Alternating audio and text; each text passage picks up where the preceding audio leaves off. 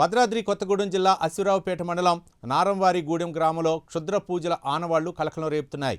గ్రామంలో ఓ ఇంటి ముందు ఓ జంతువు పుర్రెకి తాంత్రిక పూజ చేసి పసుపు, కుంకుమ, నిమ్మకాయలతో పూజలు చేసి ఉండటంతో కుటుంబ సభ్యులు తీవ్ర ఆందోళన చెంది చుట్టుపక్కల వారిని పిలిచారు. దీనిపై పోలీసులకు ఫిర్యాదు చేయడంతో వారు విచారణ చేపట్టారు.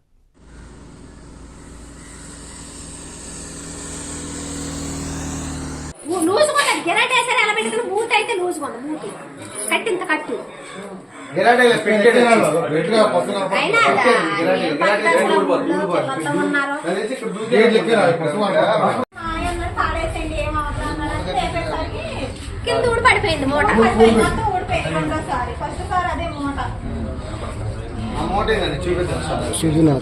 సుజీ కంప్లైంట్